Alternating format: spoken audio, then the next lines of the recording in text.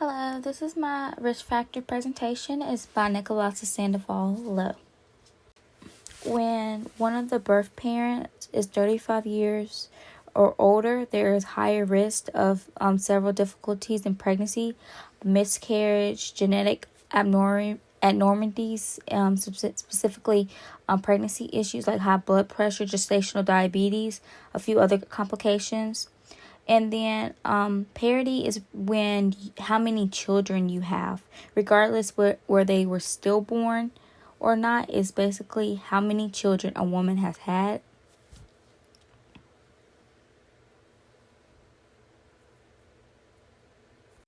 Exposure to toxins has effects like birth defects, premature birth, stillborn, low birth weight, is issues in the nervous system development.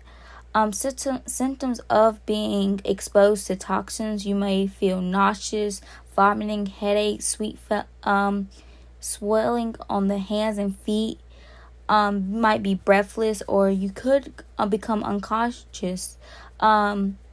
It will slow down your baby's growth, but most likely you won't have any physical birth abnormalities. It just might affect the weight of how much your child may weigh.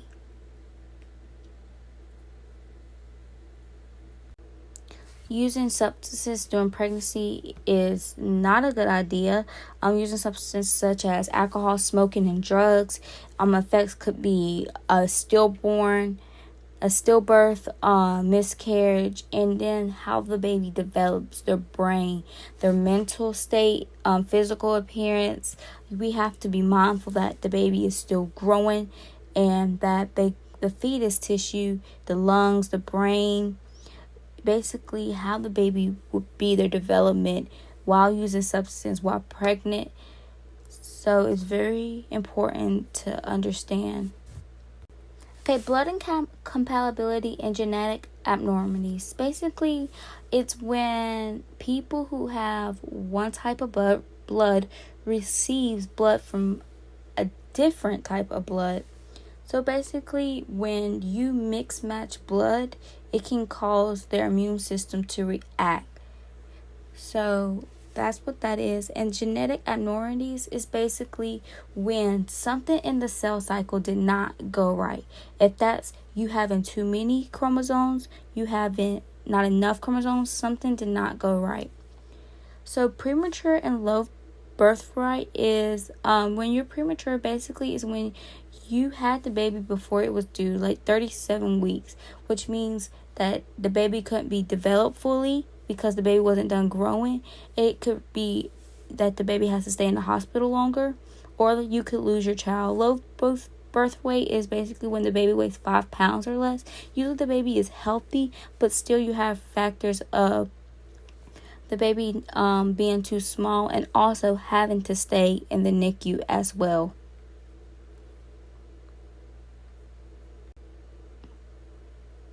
So maternal illness and infections. Basically, maternal illness is when the mother contracts or transmits her unborn child either before or during birth. So the development of the brain of a newborn may be attacked by this illness, and it's important that the doctors, they're responsible to protecting the expected mothers, against maternal infections. So regardless of what the illness or the infection is, that's what it means and the effects that it can have on the child. So maternal emotion and nutrition. So maternal emotion is when your infant may be like the affection of holding and caring for the child, the smelling, the playing. Some mothers may not want to show love towards their child at the time because they go through postpartum. So it's right when you have the child. And also nutrition is very important to follow my pregnancy plate. Nutrition is important because you can have gestational diabetes, so you really have to watch your diet. And also some mothers choose to take prenatal vitamins.